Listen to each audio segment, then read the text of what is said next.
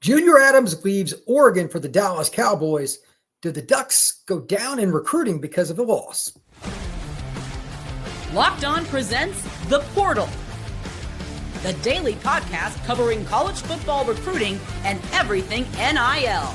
Part of the Locked On Podcast Network. Your team every day.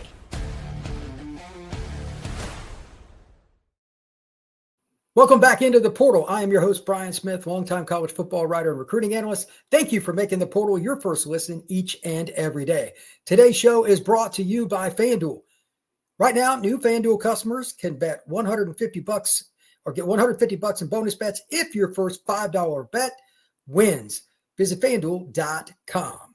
Today's show, we're going to be talking a lot about the Oregon Ducks. They just lost Junior Adams, one of the best coaches and best recruiters in all of college football, to the Dallas Cowboys. I think that's a big problem, but we'll see how that goes. We're going to talk about Jalen Hurts just getting his Super Bowl ring, and also a lot of thoughts from Under Armour Atlanta. And to help me do all of that, John Garcia Jr. from Rivals.com. Mr. Garcia, how are you doing today, sir? I'm doing well. Been a long time since we crossed paths in Carrollton, Georgia the other day. That's right. Just a few days ago. John is a national recruiting analyst for Rivals. He covers all over the South in particular, and we've known each other a long time. And you and I were talking on the phone. Junior Adams leaving the Ducks. I think that's a really big deal. He got Dakorien Moore. They got 5 receivers in the past class. They got Cooper Perry in this class. What is your initial thought when you hear, okay, ace recruiter leaves Oregon, a school has to recruit nationally?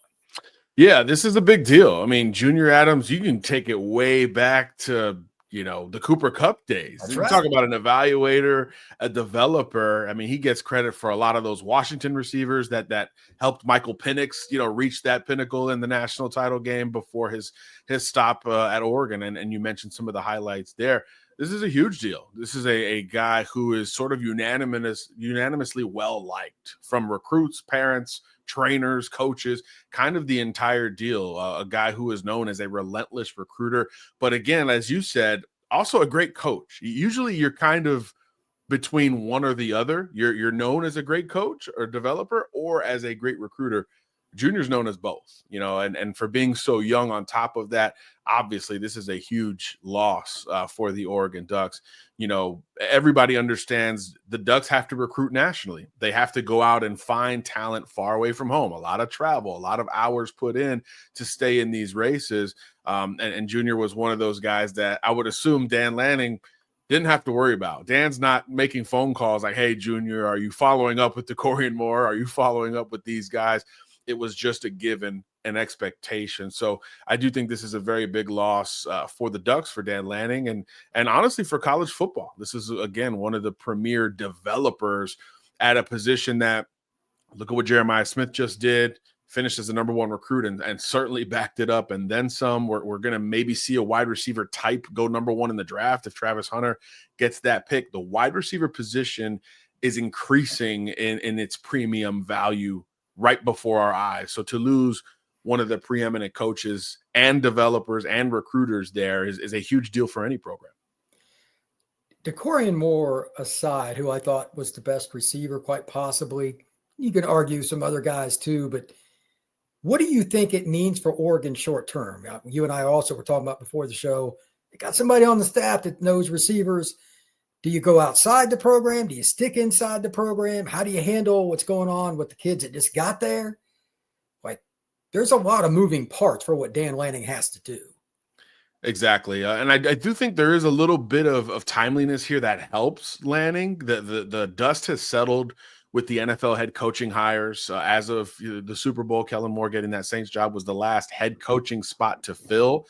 So there's a lot to behind us with the head coaching hires and beyond. Obviously, Junior Adams, an assistant coach there. So because of that, you're not going to see a lot of guys jumping like Adams from college to the NFL ranks. So if you're Dan Lanning, you're on vacation, you're sitting back. Obviously, you're very well aware of this news. Now you got to go and start digging. What type of coach do I want to bring in? But I think you got some time for that because it's a dead period right now in the month of February. There's not a lot of recruiting action going on. At the most, kids are setting visits for March and beyond. So you do have a few weeks here where it's kind of a sweet spot. Nobody started spring practice yet or anything like that. So you can really vet and maybe aim high if you're going to replace Adams with another wide receivers coach. But as you mentioned, what about Rashad Samples, right? Exactly. A guy who's got ties to Texas, helped with the Dakorien Moore recruitment, and has coached wide receivers at multiple Power 5, Power 4 schools in the past. Right now, the running backs coach there at Oregon. Can you slide him to receivers and maybe go find a great running backs coach? I'm not sure which avenue is smoother for Lanning relative to his contacts. But again, dead period. You still got some time before spring ball. You can go out and aim really high for a running backs and or a wide receivers coach and try to poach in the process. I mean, do you call Brian Hartline? Billy Gonzalez at Florida just signed the best receiver class in the country. Do you go there? Do you keep it, in the Pac-12 footprint? Do you go and try to get another a Texas guy or another guy with ties down south? I mean, there's so many avenues to where Lanning can move, but this is also sort of the unknown with Dan Lanning. We know he's a relentless recruiter. We know he's a defensive guy who can develop and scheme it up and certainly motivate. If you watched over the last couple of years, all those boxes are checked. But if you want to be an elite program and sustain that elite presence, which is the harder thing to do, this is a part of it. I mean, and look at what Ohio State has dealt with following the national championship. They lose both coordinators, under Ryan Day after reaching the mountaintop. Notre Dame has had to replace assistant coaches. I mean, it goes all the way on down. I mean, this is something that Nick Saban used to have to deal with every year, so you're evaluated as a coach, as a motivator, as a recruiter, as a developer, but also as a CEO. How well do you hire? How well can you replace these great assistant coaches that are another sign of your own success? So this is a huge test for Lanning, but I do think the time of year probably helps him out, and we'll probably give him the benefit of the doubt that he's going to at least swing for the fences or be creative in how he replaces a guy like Junior Adams. Yeah, if they stay on staff, move the running back coach to receiver coach, which is what he's known for. He's got the Texas ties. I'm all in on Texas wide receivers. It's ridiculous what they produce. You and I have been to Texas numerous times scouting just 7-on-7. I'm actually getting ready to go again for OT7. They're having it in Dallas this year. It'll be loaded. If you do not have a Texas tie at receiver and or running back on your staff, probably cuts you pretty hard at most places, especially a school like Oregon. John, you and I know, no offense to that state, it has like 2, maybe 3 kids a year the Ducks can look at for what they're trying to do. They got to recruit out of state. So it's California, Texas, Florida, and then just scattered everywhere else, or Chicago, Baltimore, wherever. They have to be creative. So if they do go outside the program, I'll bet you he has a tie, whoever this individual is, to a big state like you live in Florida. If it's a kid from Miami that grew up there and went in the coaching ranks, would it shock me? No. Lanning knows the game. This is, right, in my opinion, 80% is recruiting. And look where he's been, right? I mean, he's been at Bama. He was at Georgia before making the move to Oregon. I mean, if anyone understands the gravity of getting this hire right and or going and getting a coach who has very specific and entrenched ties, it would be Dan Lanning. We just haven't seen it a lot because he hasn't. First of all, he hasn't been at Oregon very long, so we haven't seen him go through these peaks and valleys relative to assistant coaches, Kenny Dillingham, Carlos Loughlin, and now Junior Adams. I mean, off the top of my head, those are the big names he's had to replace. And he's 2 for 2. Will Stein is great. Certainly Rashad Samples has been great. Oregon's running backs are flooding the NFL at a high clip. So now this is sort of test number 3 at a position that, again, has been very good to the Ducks, even, predating Lanning's time there. Yeah, I don't think Lanning will miss. He's got, in my opinion, the greatest booster of all time, helping propel the program, and Phil Knight kind of helps to have the owner of Nike as your booster. But this is a really big deal. It's fascinating. You and I talk about the season, and it's fun. But for us, the harder season is the offseason in recruiting, and this is one of the reasons. Kids even ask us, hey, so-and-so's leaving, or I heard this. It gets real touchy sometimes. You don't want to be in those conversations, but they're going to ask. Who do you hear they're going to hire? All that stuff. Everybody wants to know. This is the bigger deal because if you don't have the right coaches, you're not getting the right player. So that's a really, really big deal. Speaking of the right player, one Mr. Jalen Hurts just got himself a Super Bowl ring. We're going to talk about him next. Remember him as a prospect coming out of Channelview High School. That is next here on The Portal. When the game tips off, the NBA action is just getting started, and there's no better place to get it than with FanDuel, America's #1 sportsbook. With FanDuel, you can place live bets throughout the game, so even if you miss the opening tip-off or you want to get a fourth quarter comeback, you can stay in on the action. And if you're looking for a bigger payout, you can even combine your live bets into a same-game parlay. If you like using live betting, FanDuel is the place for you because it keeps every moment more exciting, whether you're backing your team or a late-game rally to picking up a clutch three from some big-time player, like maybe LeBron James. You can never miss out on the action to take that chance. Right now, FanDuel, you can get $150 in bonus bets if your first $5 bet wins. Visit FanDuel.com to join today. That's FanDuel.com for your first shot at $150 at bonus bets. Make every moment more with FanDuel, the official sports betting partner of the NBA.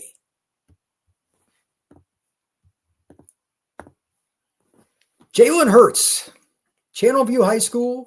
I still remember his first play. Do you remember how bad that was? Yeah.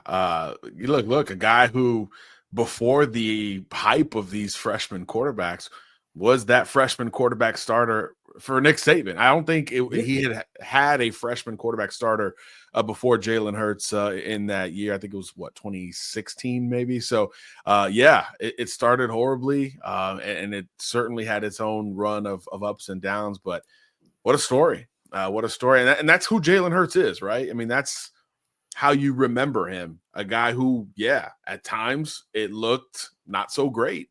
And he'd be the first to tell you that.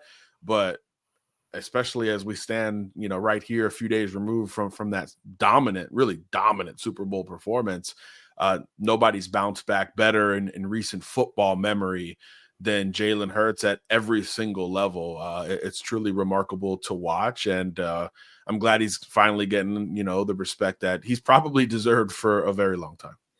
Yeah, I remember he fumbled. For those of you who don't remember, it was SC versus Bama. I think it was right. Maybe it was. No, I think it was 16. That was a super hyped game. Remember? I mean, that was supposed to be the game that SC came back.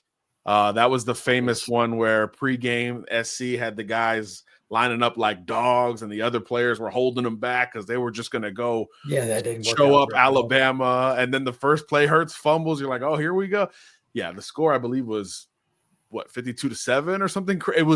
They couldn't handle on the line of scrimmage, so it didn't matter at quarterback. Right. It was a blowout. But I remember a lot about that game. And some quarterback named Jalen Hurts rebounded quite nicely. He was a big time recruit. I didn't know him. Do you remember his recruitment? At Bama went you were obviously an elite player. Do you remember any of the details from that? Because I remember seeing him early on, and I'm like, I don't know if he's going to make it at Bama. I thought that early on. I was wrong, obviously. Yeah, look, a lot of people were. This was a time where Alabama was absolutely the apex of the sport, right? Recruiting, it was whoever they wanted. Everyone kind of got out of the way almost. This even predated Kirby's run at Georgia, of course. This was a time where Alabama could go anywhere. Jalen was a top 10 guy, pretty much across the board. And in very Jalen Hurts fashion, quiet recruitment. He didn't let you in on all of the bells and whistles and milestones that a typical recruit would. Think about Arch Manning. It was very quiet. It was very streamlined and linear with how they handled the process. And then boom, commitment to Texas, right? That was the Jalen Hurts scenario. Very quiet, a lot of suitors. Obviously, when you come up in the state of Texas that way, coach's son, power lifter, legitimate dual threat that everyone recognized from a talent perspective. You knew A&M, a bunch of these schools were heavily involved here, but Bama latched on pretty early.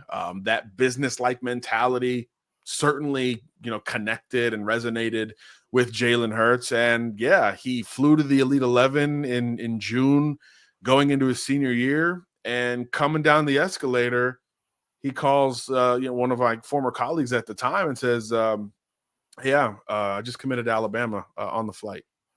Roll Tide. And that was it. No press conference, no huge deal. Just, hey, I'm about to go compete at the Elite 11 because I need, I'm going to go improve and compete against these great guys. And by the way, I'm done with recruiting. Yeah, it's Bama, and that's it. No drama after that. There was no consideration for other schools, anything like that. Very business-like. And as we would learn thereafter, that's kind of who Jalen Hurts is. Everything is calculated. Everything is to the decimal, to the fraction of the decimal, even with him. And he takes things for what it is. And he was one of the few recruits I've covered in 15 years that just kind of didn't understand. Najee Harris is the other one. Kind of didn't understand why we wanted information from him. Like, hey, I'm a high school kid. I haven't proven anything to anyone. I'm going to this school. We'll see how it goes. I'm going to give it my everything. But like, why do we need to communicate every step of the way? Which was obviously unique, and both of those personalities have blossomed towards the NFL level. But we see a lot of the same now with Jalen. Every press conference is calculated. Things are churning in his head. But look, coach's son went through Bama, the whole Nick Saban deal, getting benched, and the positive PR that came out of it, how he handled it that day and the next year until that save the day SEC title game moment, when Tua got hurt. Every time he's calculated, he says the right things. Everyone thought he was going to transfer the moment Devontae Smith caught that national title game winner in 2017 when he got pulled, and he stayed an entire another year, and Bama needed him to get back. Played that championship game, if I remember, the SEC. Absolutely, yeah. Tua gets hurt, and Jalen Hurts comes in and beats Georgia again. I mean, just the one team Kirby Smart can't get over the hump with. That was the foundation. Hurts being benched for Tua, and then Tua lights it up in overtime, and then the next year Tua goes down in the SEC title game, and Hurts, I believe, with 2 rushing touchdowns, brings Bama back and clinches another run in the playoffs. So. And remember in that title game too, a couple years before, he's going against, was it Deshaun Watson at Clemson? Jalen plays a great game, leads a 2-minute drive there to take the lead late. And it just, after that, look, it was Watson, it was Renfro, the rub route. We all know what happened, there in Miami. I was actually right in front of that play. So that's how it was remembered. But, 10 minutes prior in real time, Jalen Hurts had just drove Bama down for the take the lead moment late in the fourth quarter of a national title game. So I think the samples had always been there for him, but the perception never matched it. Like collectively, it never caught up to what we were actually seeing. So it's funny, we talk about QB evaluation all the time. Sometimes, a lot of times we overthink this thing. This guy's tough, coach's son, winner. He can run. He's physical. Yeah, it's unconventional, but the job gets done with this guy at the position, and a lot of W's, have followed him wherever he's been. So I think just an amazing story. Probably going to be a good movie one day, and obviously still a long way to go in however that thing's going to be written, because he's still pretty young. If there is a guy they should do a 30 for 30 on to help teach younger kids, this is how you should handle your business as a teenager to early 20s, Jalen Hurts would be an excellent example. I didn't know. I'm glad you shared that. Coming down by the way, I just committed that. What? It was unbelievable. It was unbelievable. We had, I was at scout.com at the time, and we had guys in, I think it was LA, because they used to do like a semifinal in LA, and then the final of the Elite 11 was in Oregon at the Nike campus in Beaverton. So this was the semifinal when they go from, 20 quarterbacks down to 11. So our guys are flying out to LA or they're in the airport, they're checking in, they're ready to go. And all the Elite 11 guys landed and they're coming down the elevator. So they're, hey, what's going on? We're here to cover it.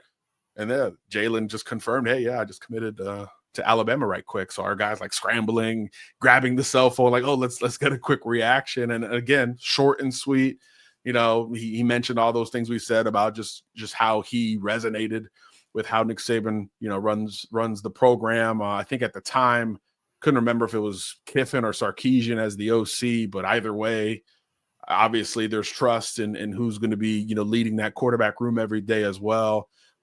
Even with Mike Locksley thereafter, I mean, it was their Bama's OC run had been, you know, pretty strong, like everything else under Saban. So yeah, he cited those pretty, you know, low-hanging fruit items, and that was it. You know, took his backpack and just kind of walked off. You know, it was just the most unconventional blue chip commitment, and you know, that we'd really ever seen in the social media era. But it was sort of a tell of who Jalen Hurts was going to be. This is how he was going to handle everything his way, calculated, and certainly without any regard for what others thought of how he would handle the process, because he was going to do it his way. And now he's a Super Bowl champion with all those tags.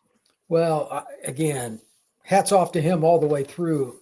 That makes me, not that I wasn't a fan anyway, but it makes me a bigger fan of Jalen, because I deal with a lot of kids that are like, oh boy, they think they're a superstar, and we're like, maybe not.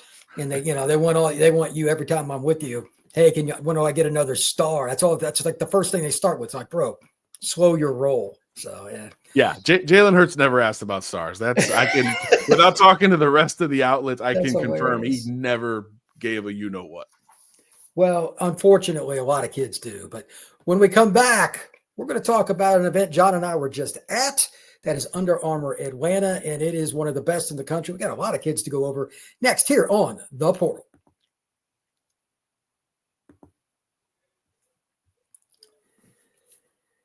Under Armour Atlanta is arguably the most important stop on the Under Armour tour. They've added stops, so it's a little more balanced than it used to be, but the number of linemen in particular each year is good. The level of the receivers, there's a big-time court. You and I are high on Landon Duckworth from Mobile, who plays at Jackson High School. There was a plethora of guys that you and I got to see this past weekend. John, lead us off here. Give me a couple guys you liked and why. Well, yeah, we could really go any position here. I'll start at the QB spot. You know, why not? We've talked Jalen Hurts. I thought Landon Duckworth was fascinating. A guy who legitimate, you know, 6'2", maybe pushing 6'3" at this point, still skinny, still very, very lean, legitimate dual threat prospect on Friday nights. But man, the arm talent is obvious here, right? Whether in the pocket or on the move, the ball just really whips out of his hands. He's got that modern drop the arm angle quality that, you know, a lot of quarterbacks, you know, probably cite to the guy Jalen Hurts just beat, Patrick Mahomes, you know, in the Super Bowl. He's got that in his bag, but he's got this demeanor that I just think it'll resonate wherever he goes. On Friday nights, he's sort of the unflappable, calm, you know, tunnel vision quarterback. I got to go get my guys right, et cetera, et cetera.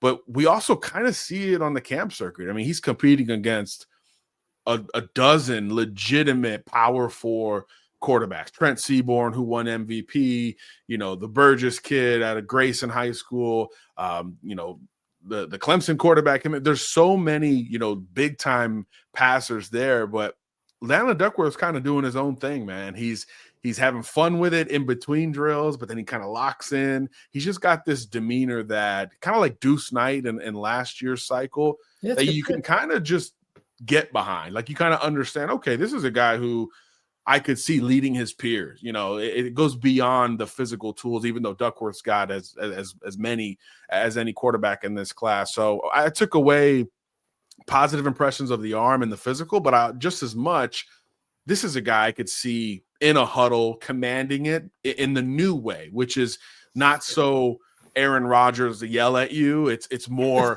casual. It's more, hey, like we're going to go do this thing, you know, together, and let's have fun while we're doing it, because we are playing a kid's game at the end of the day. So I really came away positive, more positive on Landon Duckworth. I want to go to Seaborn because he's sort of the guy in this class of 2027 now, so a rising junior, who people, it's not necessarily a fatigue, but he's been the guy since 8th grade, right, at Thompson High School, which churns out offensive production in state championships and quarterbacks for that matter.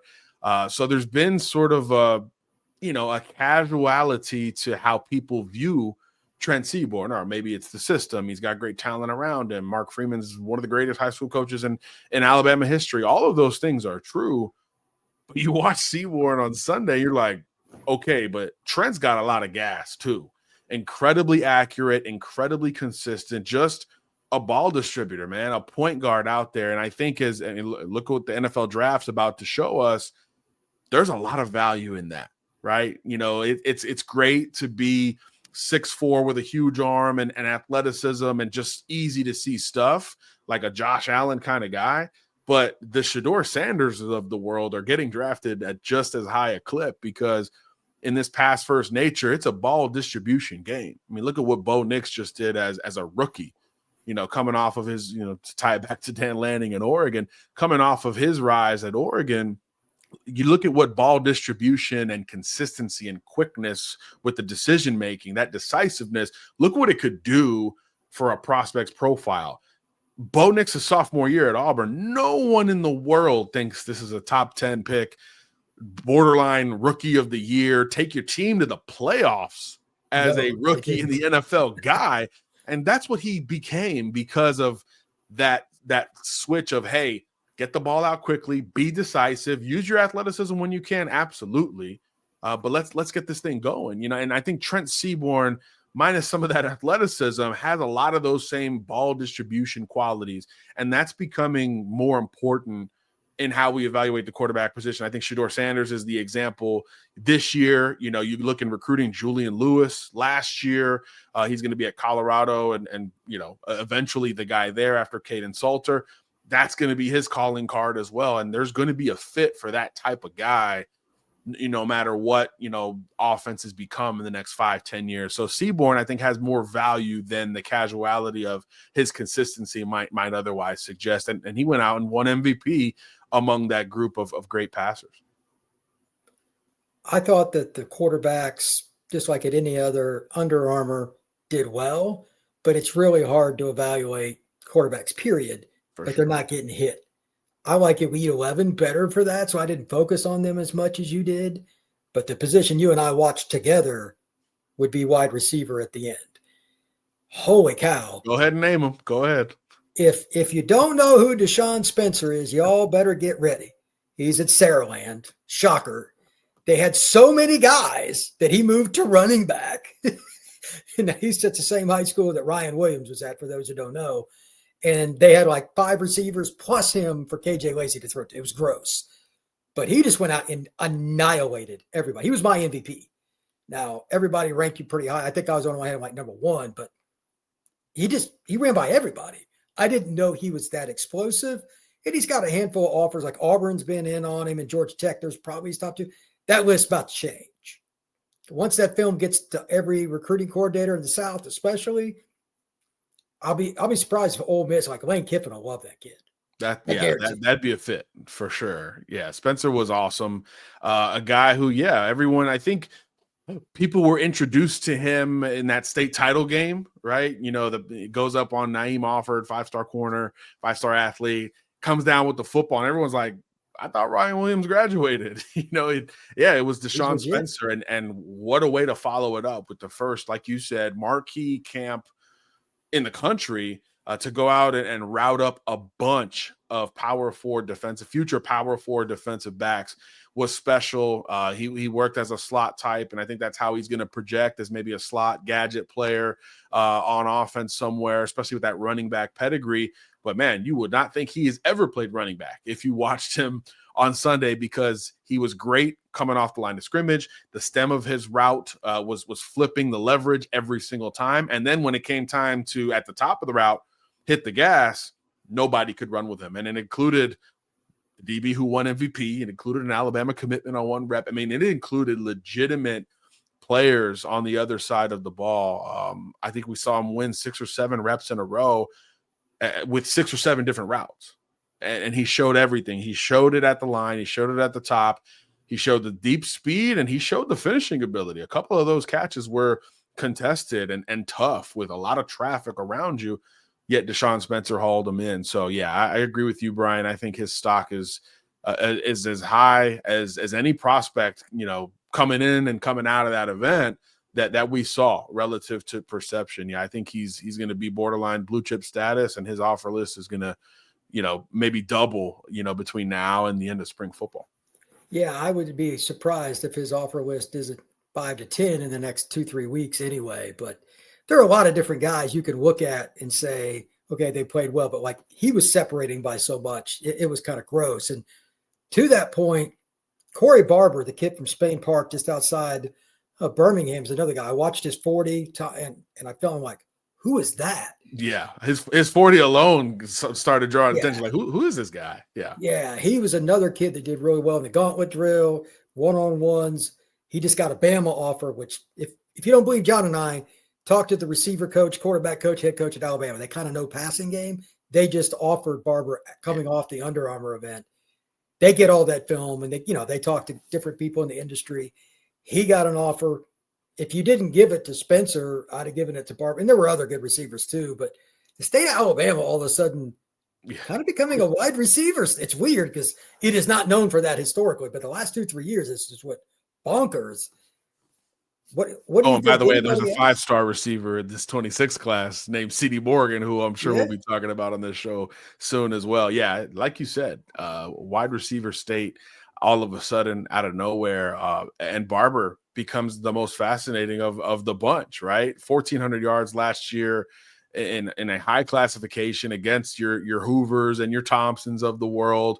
They were undefeated, through the regular season, and he was a major reason why.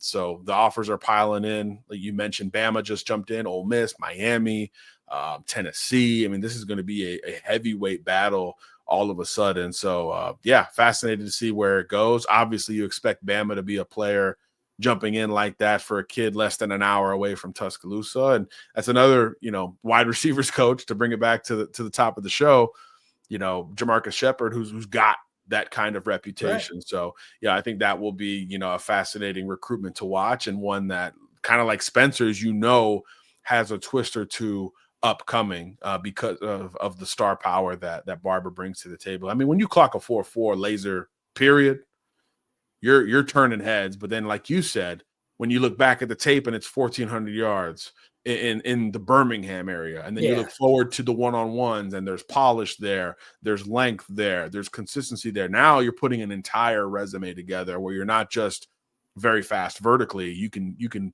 do a lot of other things. So Corey Barber, wherever you look, preferably rivals, but if you look elsewhere, wherever you look, there's going to be a smaller number next to his name, meaning he's going to be moving up across the board. Easy, positive impression there for him. And that recruitment is going to be fun.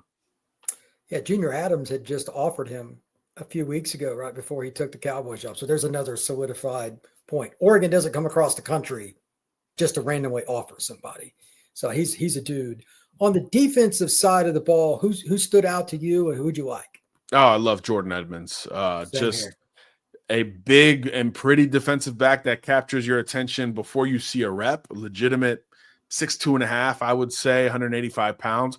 But then you watch him play, and you're like, oh my goodness, he can play corner. I mean, he might not end up there. He might be a guy you move around one day. And he's actually committing in about a week. Bama, Georgia, kind of the two programs there. But you just watch him move in one-on-ones, and you're fascinated immediately. I mean, he is breaking on the football like he's 5'9", 5'10". He's finishing through the drill. He's running the route for the wide receiver.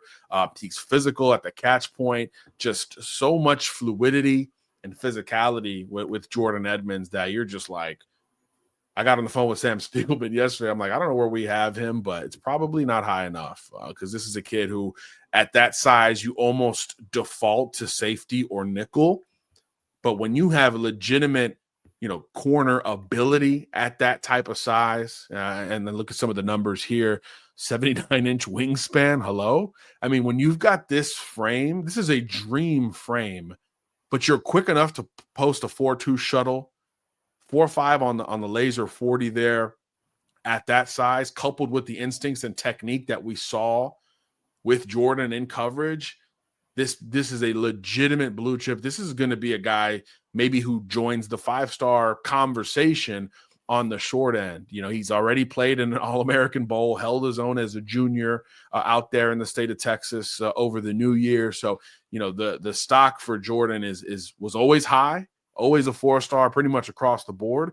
But now it's like, are we all too low in that regard? Because everybody wants guys who can cover, but when you've got that frame on top of it, it really creates an advantage for the defensive coordinator, because now you can utilize those skills at safety on these freaky tight ends that all of a sudden, you know, have populated the sport, or throw him in the boundary against a bigger wide receiver, or he's quick enough to deal with a smaller guy like we saw on Sunday. I mean, some of those 5'10" receivers that are known for quickness and acceleration out of their breaks, Jorden was handling them like it was, you know, hey, this is breakfast for me. You know, this is butter on the toast and a little bit of coffee in the morning. This was no big deal. Yeah, he was legit. Just to throw out a name for the future that you and I were alerted to, Casey Barner out of McEachern. He's a safety that can really get up. Saw a little video of him that was pretty nasty. He played pretty well. He's still got 2 more years of high school. Yeah. So it's that's going to be, well, actually 3. He's got 3. Yeah. He's going to be coming off his freshman year. Exactly. Yeah. And he's already a guy that was very competitive. So the rivals camps and all that are important, but the Under Armour camp, that is too. Like, we need as many evals as we can to get good on good. John and I always go to the Under Armour Atlanta camp. It's a blast. And speaking of a blast, thank you very much for coming on the show today, John. Tell everybody where they can find your work, brother. Yeah, real simple. Rivals.com. We're recapping a lot of the 2025 class, putting together the best classes at certain positions in addition to the best overall. And of course, it's time to turn the page to 2026. We just went to camp there in Atlanta. A lot of coverage coming out of there, for a few predictions on some of the guys we've talked about relative to their college commitment. And of course, rankings every few weeks. It's that time of year where we're all in evaluation mode with the kids focused on camp and 7-on-7, because it is a dead period in the college football world, meaning no visits until March. Yeah, it's a wild time here in the month of February. Coaches kind of settle briefly, but then it's full go until the end of June, early July. You can find the portal wherever you get your podcasts, on YouTube. You can find it on Apple, Spotify. Just search Locked On the Portal. You'll find whatever you need. I've got it linked on my X page at FBScout_Florida. We will see you again later on today.